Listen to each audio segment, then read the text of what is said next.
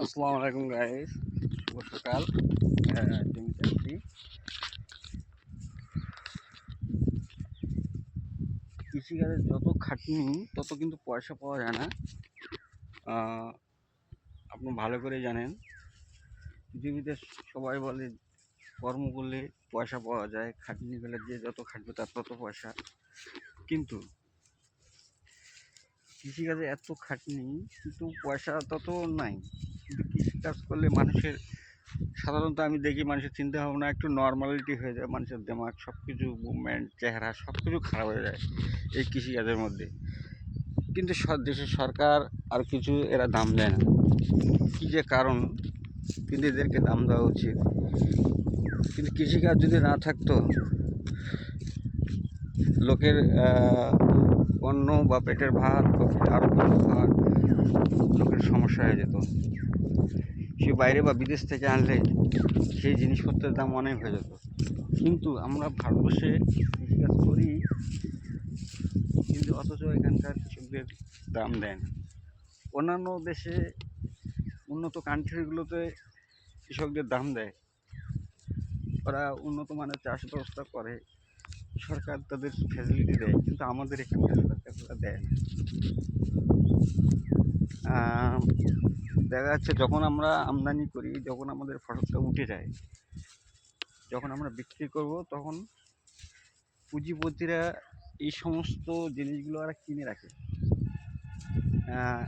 তারপর আসল মূল্যটা পুঁজিপতিরাই পায়। কারণ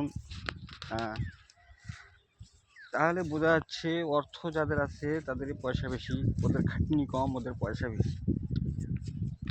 আমরা সারাদিন পরিশ্রম করার পরও আমরা ন্যায্য বা সাধারণ একটা মূল্য পাই না। কিন্তু সরকার গুরুত্ব যে দেয় না কেন, সেটা আমরা পাবলিকেরা বুঝি না। কিন্তু আন্দোলন করি না, আমরা যদি আন্দোলন করি, সরকার সেটা অতি সহজেই সেটা সমাপ্ত করে দেয়। আমরা দেখেছি পাঞ্জাবের আন্দোলন, পাঞ্জাবেরা 1 বছর কন্টিনিউ 1 বছর ধরে আন্দোলন করছে, তার ফলে কিছুই সরকার কিছুই করেনি। যাই হোক, অনেক অত্যাচার করেছে, অনেক লোকও মারা গেছে সেখানে। দিল্লিতে আন্দোলন করতে আসলো, পথ অবরোধ করেছে।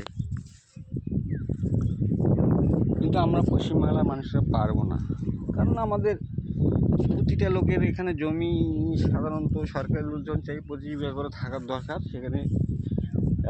ওই কারণে আন্দোলন করতে পারবো না, কারণ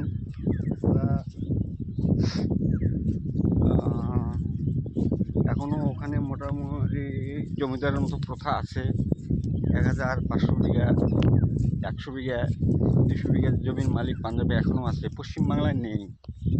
পশ্চিমবাংলা ভারতবর্ষের মধ্যে 2-3টে রাজ্যে এরকম ভ্যাস্টেড হয়েছে, কিন্তু আর আদার্স কোনো রাজ্য হয়নি। আমাদের 5 রাজ্য, ধরো পাশের রাজ্য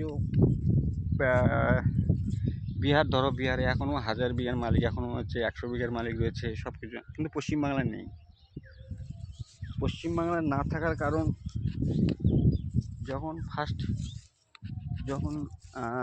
সিপিএম সরকার আসে, কংগ্রেসের পর সিপিএম আসে, তারা এই জমি নিয়ে রাজনীতি করে। এই জমি নিয়ে রাজনীতি করার কারণে ভেস্টেড প্রথাটা চালু করে দেয়, অ্যাক্টিভ করে দেয়, তখন জমি ভেস্টেড হয়। যেন যারা 12.5 একরের মতো জমি রাখতে পারবে, এর বেশি না। আর 12.5 একরের দুধ দিয়ে থাকলে সেটাকে ভেস্ট বলে ধরা হবে।